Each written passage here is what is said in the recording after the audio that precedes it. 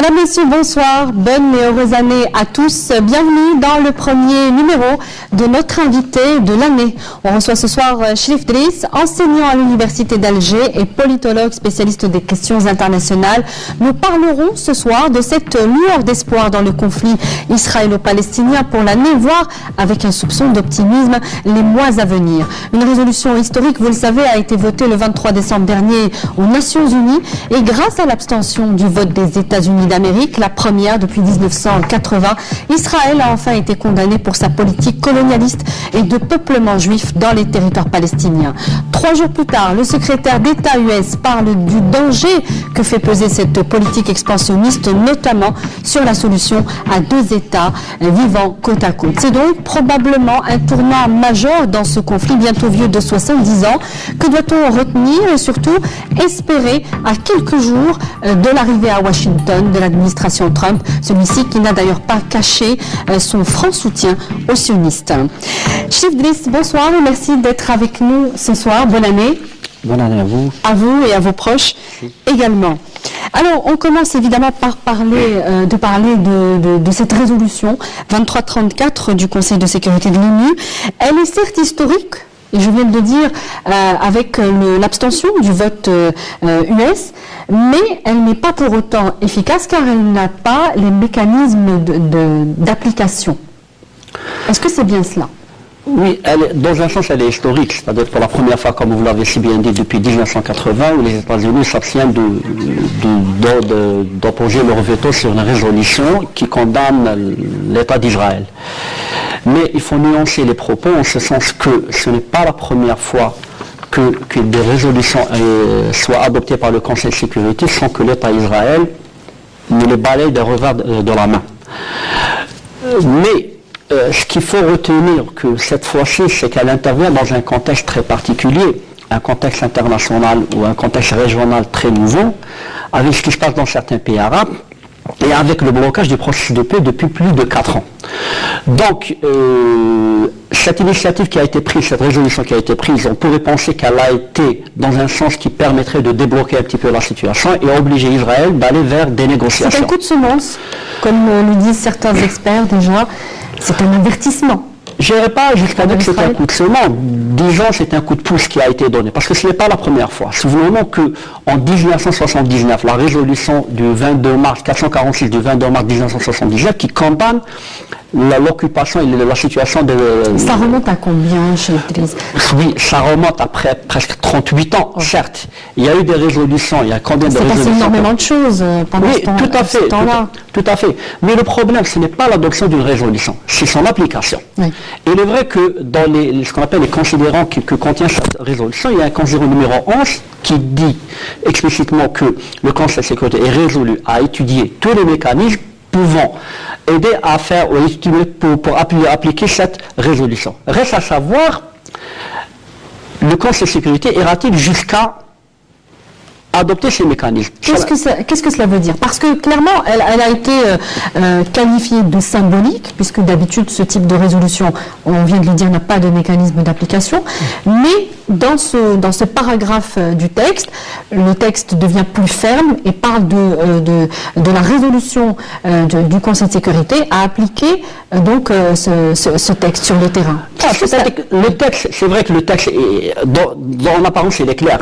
Mais quand on dit mécanisme, il y a une certaine ambiguïté. Quand on entend par mécanisme, généralement quand on parle de mécanismes adoptés par le Conseil de sécurité des Nations Unies, c'est des mécanismes qui sont contraignants. Qui dit contraignant, c'est-à-dire à la fois des sanctions, un embargo, c'est-à-dire des sanctions économiques, des sanctions diplomatiques. Toute la question est de savoir, est-ce que les États-Unis vont laisser le Conseil de sécurité des Nations Unies à faire adopter ces mécanismes, à faire appliquer ces mécanismes? Ça, je n'en doute. Ça d'autant plus avec la prochaine administration qui va peut-être on aura l'occasion de discuter. On va en reparler. Justement, alors cette résolution dont on parle, qui a été votée le 23 décembre dernier, elle résulte entre autres, l'antagonisme entre les 2 personnages que l'on connaît, Obama et Netanyahou. Les 2 hommes ne se sont jamais vraiment appréciés. Obama n'a jamais réussi à communiquer avec le Premier ministre israélien pour le raisonner, pour le ramener à la raison. Justement, Obama n'a-t-il pas manqué de courage en votant, en s'abstenant de voter, de mettre son veto, à la dernière minute? Est-ce que ce n'est pas trop tard? Est-ce que ce n'est pas un coup d'épée dans l'eau, finalement? Il faut savoir une chose, peut-être pour déconstruire, démystifier un petit peu les choses par rapport à Obama. Obama n'a jamais été, c'est-à-dire qu'il a été pro-israélien plus que l'a été George Bush auparavant. En 2011, en février 2011, il y avait une résolution qui allait être adoptée par le Conseil de sécurité. Les États-Unis ont apposé leur veto. Ça d'une part. D'autre part, depuis de 2009 jusqu'à 2011, il faut savoir que 12 000 chantiers de construction de logements dans les territoires occupés ont été lancés. Sans compter que 15 000 d'autres qui ont été lancés en 2015. C'est dire que l'administration Obama a été trop passive, trop laxiste vis-à-vis de l'État israélien. Donc, même s'il y avait de petites anicroches, de petites bisbilles entre les deux personnages, toujours est-il que la politique américaine au Moyen-Orient, elle n'est pas décidée uniquement par le président, il y a tout un environnement, tout un mécanisme de prise de décision, toutes certaines interférences qui font que le président ne décide pas de lui-même. Il faut rappeler qu'au Congrès, les démocrates ont aussi critiqué, le camp d'Obama ont aussi critiqué cette résolution. Le positionnement en faveur d'Israël, il est aussi bien dans les républicains que dans les démocrates. Paradoxalement, on dit qu'il y a des organisations pro-sionistes aux États, des organisations qui défendent les intérêts d'Israël, c'est des organisations juives, mais il y a aussi des organisations juives qui sont contre la politique d'expansion d'Israël, la politique de colonisation, la politique plutôt d'occupation, de colonisation qui a été appliquée par l'État d'Israël. Je reviens juste par rapport à Obama, c'est-à-dire que la période d'Obama, elle a été, mis à part le froid, le différent du style entre les deux États, Obama a été en faveur d'Israël, il a laissé faire Israël. C'est-à-dire qu'il n'est pas allé jusqu'à condamner et ordonner que le représentant permanent des États-Unis aux Nations Unies vote en faveur des résolutions, des projets de résolution qui ont été proposés pour condamner Israël. Le comble de l'ironie, c'est que, comme je l'ai dit, de 2009, dans le mandat d'Obama 2008, le nombre d'implantations juives a augmenté. On recense plus de 12 000 implantations et 15 000 qui sont en voie, c'est-à-dire qui ont été construites et 15 000 qui le sont. Donc le président américain actuel, puisque c'est toujours Barack Obama, c'est celui qui aura permis le plus d'implantations de colonies juives en territoire palestinien occupé. Ce qui est constaté par les organisations de défense des droits de l'homme, notamment ce qu'on appelle aussi bien en Israël qu'en Palestine ou ailleurs, on a constaté que c'est effarant, c'est-à-dire que le nombre d'implantations a augmenté, a été triplé par 3 voire par 4. C'est-à-dire à chaque fois que le Conseil de sécurité adopte une résolution, ou l'Assemblée générale des Nations Unies a adopté une résolution, Israël répond par un certain dédain, par une certaine arrogance, en autorisant la création ou la construction de nouveaux logements pour les colons. Alors justement, vous me tendez la perche, en guise de représailles, le Premier ministre israélien parle encore une fois de délivrer des permis de construction et qu'il va y avoir encore plus de colonies. Qu'est-ce que cela veut dire? Est-ce que finalement personne ne peut arrêter Benjamin Netanyahou, en l'occurrence, dans sa folie expansionniste? Même pas le Conseil de sécurité? Il y a 2 paramètres à prendre en considération. Le premier, il est vrai que c'est un paramètre exogène qui est le soutien indéfectible de la part des États-Unis. C'est-à-dire qu'il y a toute une série d'acteurs, toute une série de lobbies qui soutiennent ardemment la politique israélienne, ce qu'on appelle les pro-sionistes. Deuxième élément, sur le plan interne au niveau d'Israël. Actuellement, la configuration politique d'Israël, elle est droitisée, c'est-à-dire qu'elle est ultra-orthodoxe.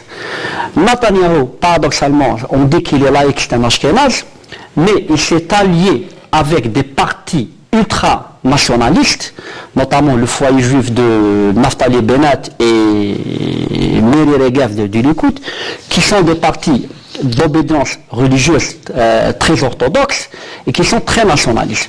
Ce qui fait que, quelque part de la part de Netanyahou, il est dans une position, je ne dis pas qu'il est innocent, loin de là, on dit que c'est même un criminel de guerre, mais lui, pour des considérations internes, pour des considérations d'alliance et pour à satisfaire un électorat juif qui prône un État juif et démocrate, la nuance et les détails, ce qui fait que là, il est en train, en termes d'offres politiques, il est obligé de satisfaire cette base sociétale. Parce que ce qu'on assiste actuellement à Israël, c'est que le courant le va-t-en-guerre, le courant nationaliste et radical est en train de prendre le terrain. Et ce qui complique davantage la situation, et là maintenant, même ce courant, il a des ramifications en Europe, en France, en Italie, en Espagne et même aux États-Unis.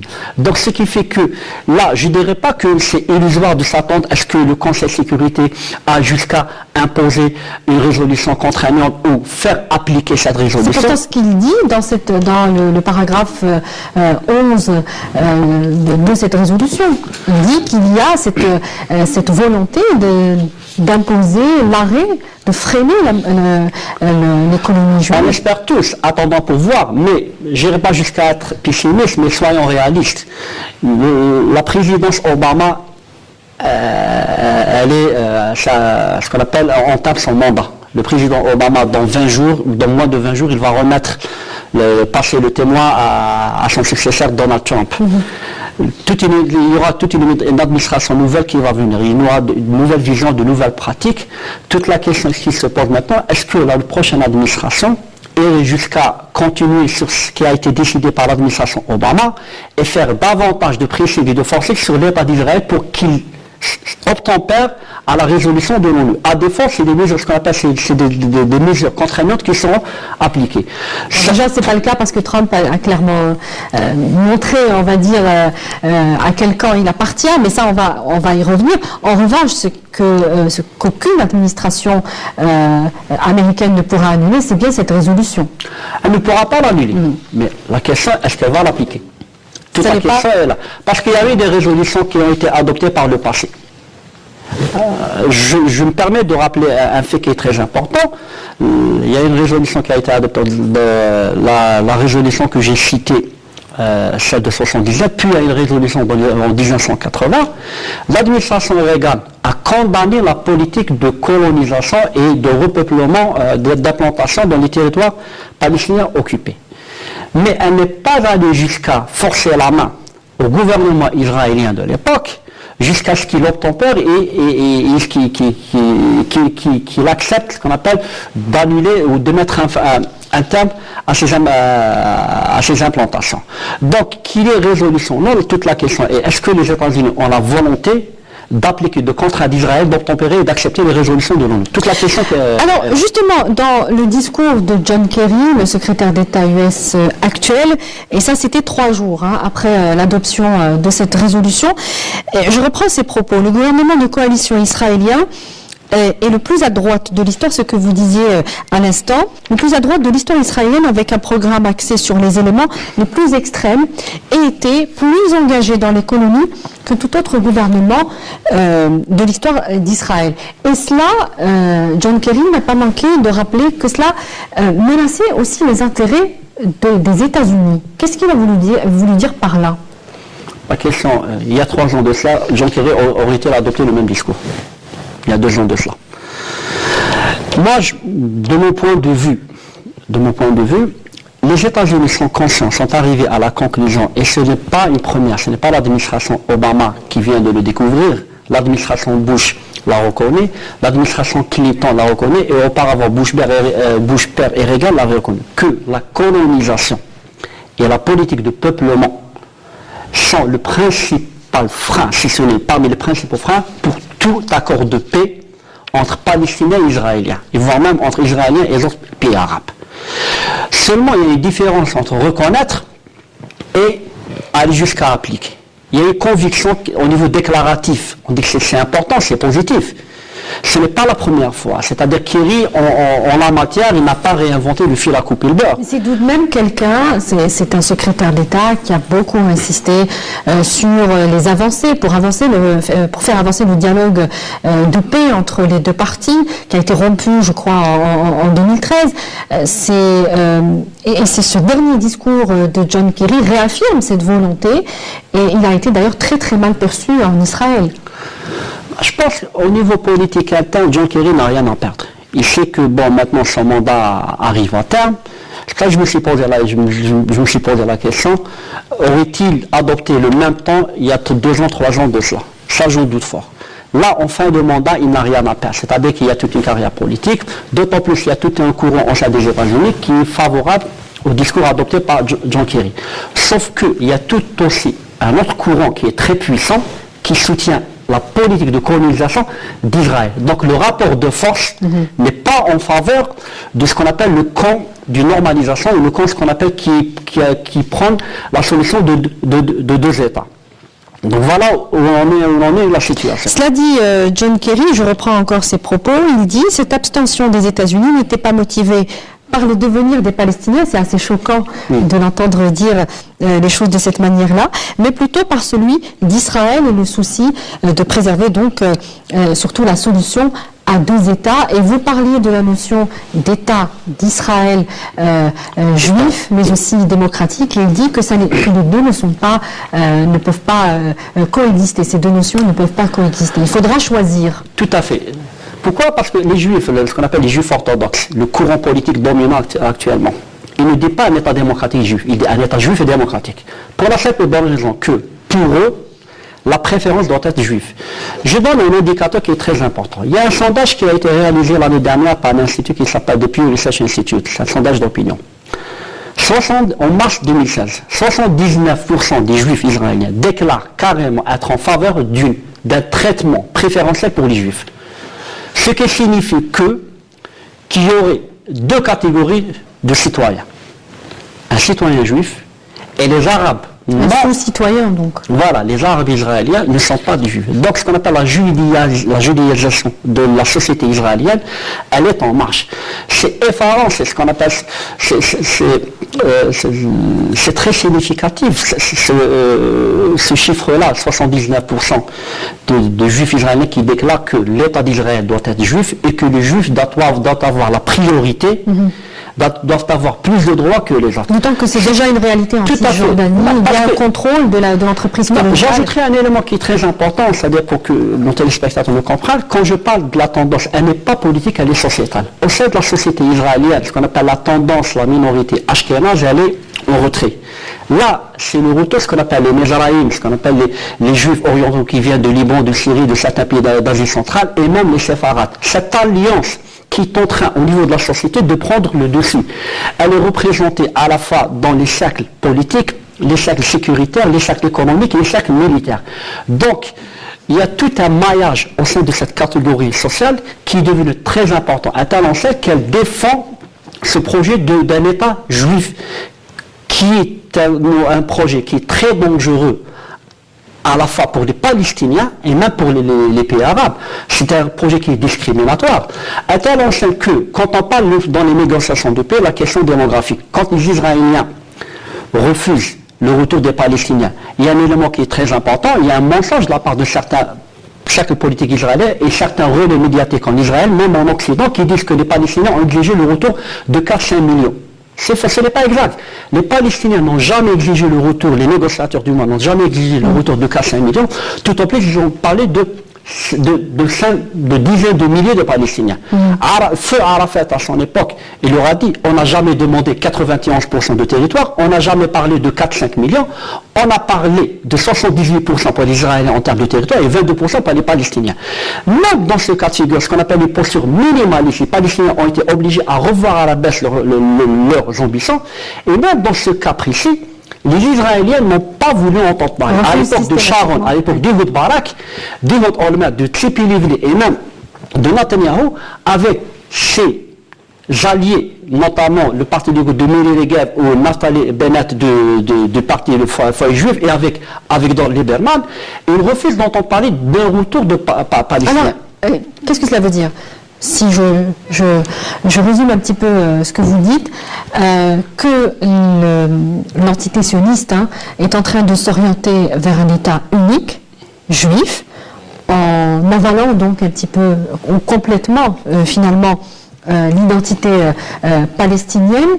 Est-ce que vous pensez, et on l'a dit en début d'émission, que la prochaine administration Trump qui n'a pas caché son soutien pour la politique de Benjamin Netanyahou, est-ce que vous pensez que l'administration Trump pourrait céder à cette folie, j'ai envie de dire, israélienne? Une chose importante à signaler. Israël, dans la politique américaine, c'est une constante dans un monde de variables. Aucun président ne peut se permettre le luxe de se mettre à dos Israël. C'est un paramètre très important. La question est, est-ce que Donald Trump, le futur président, aura-t-il le coup des franches, aura-t-il assez de courage de dire finalement que, comme certains l'ont dit, dire haut ce que beaucoup aux États-Unis pensent bas, c'est que la politique sioniste de l'État d'Israël est devenue très contraignante et un boulet pour les États-Unis, et elle est nuisible. Pour quelle raison?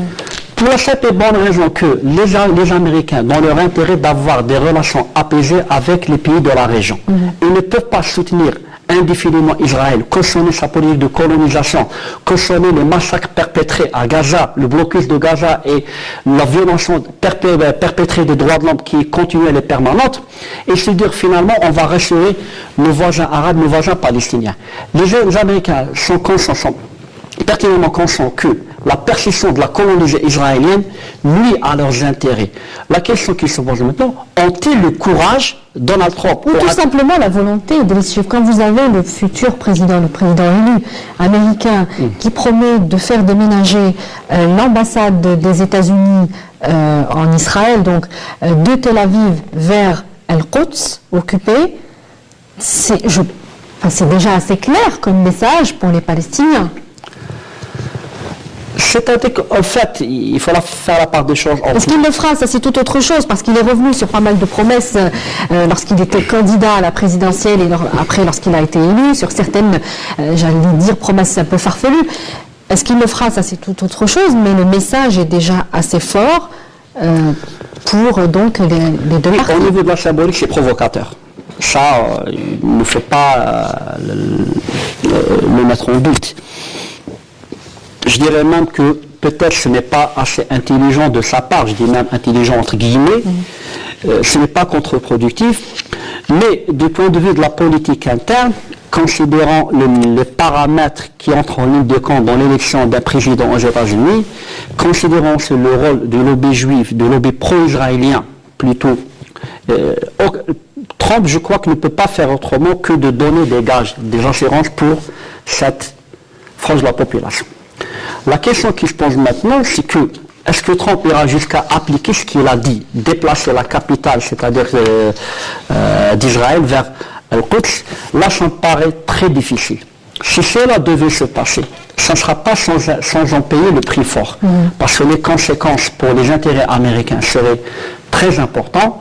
Je dirais, peut-être au risque de me tromper, que Trump sera refroidi dans ses ardeurs, non pas par la situation régionale, même aux États-Unis, peut-être il y a certains courants aussi dans le courant réfréner un petit peu les choses. Juste un mot sur les pays arabes. On sait que, vu ce qui se passe dans la région, notamment en Syrie, en Irak aussi, le conflit israélo-palestinien est tombé dans les oubliettes.